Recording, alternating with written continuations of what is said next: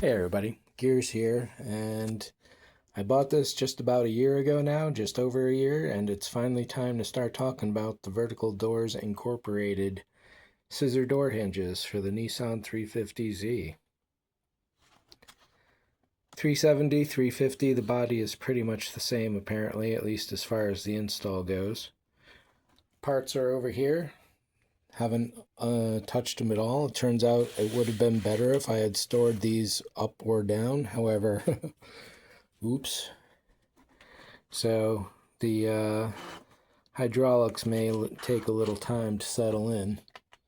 And this is just going to be a quick review of the process. I did this originally to my Tiburon on 2018, 8 years ago already.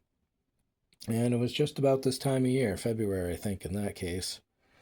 But we got the hinge itself, the assembly, there's a piston, and there's a whole bunch of little doodads. You do need to supply some grease, and you do need to supply some lithium as well, I think. Lithium, anyhow. First thing you do is start taking the body apart. I've already done this in this case, but you got to pull the fender, you got to pull the front bumper, you got to pull the side rocker. Technically, you don't have to take the entire piece off, but for the stresses involved, it might be better. There's a hinge down in there that's going to be hidden that can only be gotten to a really particular way. Got to take the door panels off. Each door is different, and I've been watching other videos to get the details on that. Up here, yeah, so you got to pull the speaker, and this plug over here is all the electronics for the door. Inside the door, there's a little stay clip that you have to remove to allow the wiring to have the extra space that it needs, the extra length, to make the transition when the door is fully up. Over here, yep, just masking tape. Hold the door in place while you change the hinge out. 4 bolts total, maybe 5 in this case. New hinge goes in. Various warnings about the piston. So right here, the door hinge lock. Setting this set screw here will change the pitch of this position, so you got to set the set screw so that this is dead center, not too high, not too low.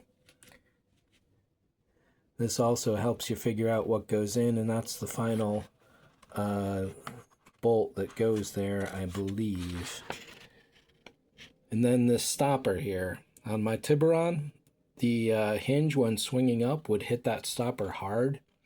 Eventually I wound up taking an angle grinder and shaved it down so that when the hinge did hit, it was a much smoother gradient going up. I'm probably going to do that very soon on this one. Silver piece there is the set screw. You put various grease and other stuff around, and you have to cut the fender. So I need to do this before I paint these fenders so that this fresh cut can get primed and won't rust. This is the best they've got for images. They barely show the total piece here. The metal on mine is just a little different, but I kind of have the idea. It'd be nice if you could see the entire door so you know what kind of space you're working with. So when I get to that point, I'll wind up going back to the photo and looking at the fender in situ. Otherwise, this can almost be done with one person, but while you're doing the set screw and other stuff somewhere around here, you have to hold the door up and until you get the piston in. That was it. The hinge goes in. You got to have your buddy hold the door up in place while you install the piston, or your buddy installs the piston while you hold the door up. Either way, that is the only part that needs 2 people. It goes faster with 2 people because you can split the workload on all the stuff here like that.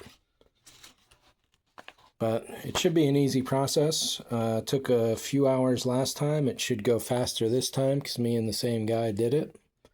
It's just a matter of getting some schedule time with him, and we'll do the video whenever it happens. The parts, I'll do another video unwrapping all them. The pistons in here, the 2 hinges, various bolts and stuff, and then a stack of grease, extra set of instructions, another warning pamphlet, and that's pretty much it. So thanks for watching. See ya.